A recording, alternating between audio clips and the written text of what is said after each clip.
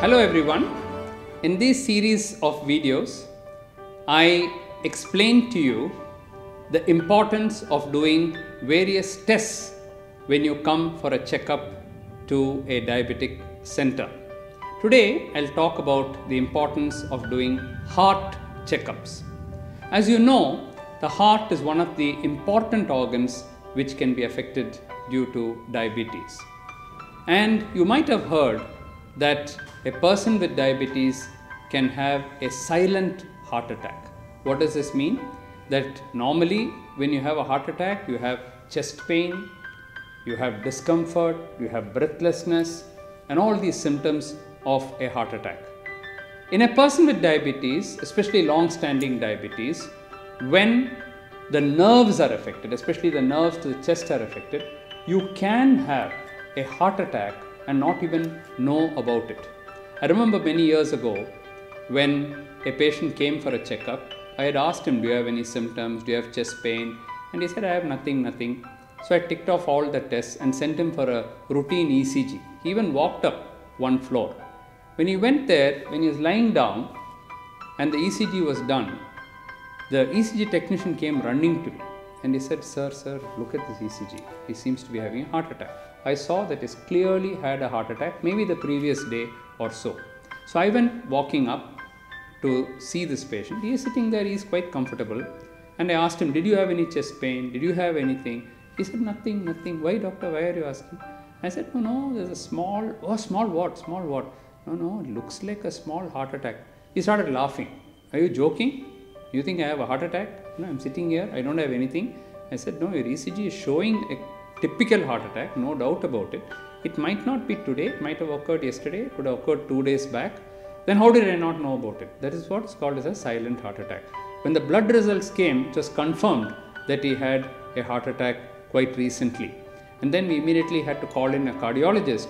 Only after the cardiologist came and confirmed, the patient was convinced, because he said, then you kept on asking, how come I don't have symptoms? How come I don't have symptoms? That is the problem. This is called as a silent killer, silent heart attack. So it doesn't produce any symptoms. So that is the reason why at least once a year, if not once in 6 months, it is ideal to do an ECG. If you are having something, then we can find out. If you have had something in the last 6 months, that also we can find out. In fact, the ECG will not just tell you about heart attacks, it will tell you whether you are having ischemia or a pre-heart attack condition. Also it can also tell you about the chambers of your heart, whether your heart is getting bigger in size. All that the ECG can tell you. It also tell you about your rhythm, whether the heart is beating regularly, whether there are any missed beats. All that an ECG can tell you. But the ECG, all said and done, is not that sensitive an instrument to pick up early heart disease. So in suspected cases, sometimes we'll say, why don't you do a treadmill? You on the treadmill, as you know, you walk faster and faster, literally to the point of running. So if there are any minor changes, we may be able to pick it up in a treadmill test.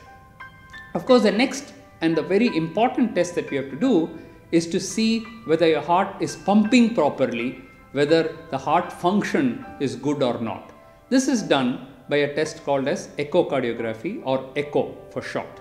The echo will tell you what percentage of your heart is functioning. It will tell you about the 4 chambers of your heart. It will tell you about the 4 valves in your heart. It will tell you whether anything is leaking. It will tell you whether there is any stenosis or any narrowing of any of those. It will tell you whether the heart is getting enlarged. And most importantly, it will tell you whether the heart is functioning well or not, whether it's pumping well or not. So an echo test is to be done at least once a year for every person with diabetes, particularly as the duration of diabetes increases. Both for men as well as for women, an echo test is very important. Today we know that by measuring certain tests called as the ejection fraction within the echo, we'll know what percentage of the heart is pumping properly and what is the ejection fraction, how much of the heart is pumping the blood properly. All that we can find out. There are also various measurements in an echo which can tell you very early changes of heart failure as well. Even before the ejection fraction comes down, we call it as preserved ejection fraction.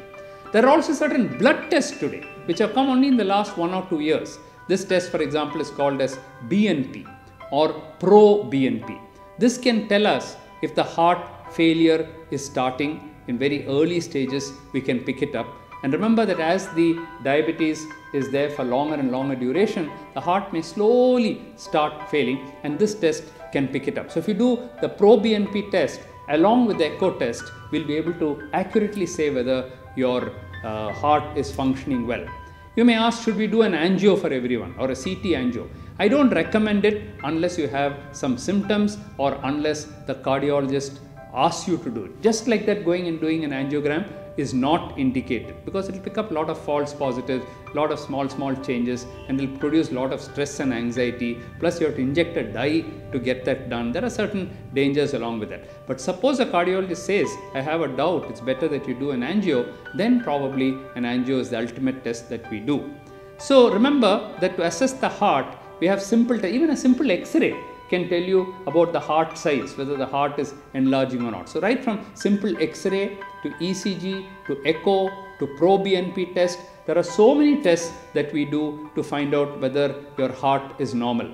So next time, in case we have missed it, sometimes in our hurry we may miss asking you to do these tests, you remember about these tests and ask for these tests to be done. We normally do this once a year. We don't do it at every visit.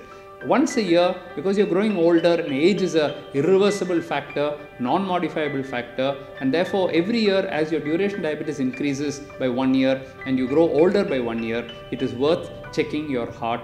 And therefore, if in early stages we are able to find out, today there are treatments for the heart. Even some of the diabetic medicines that we are giving today improve the heart function like anything.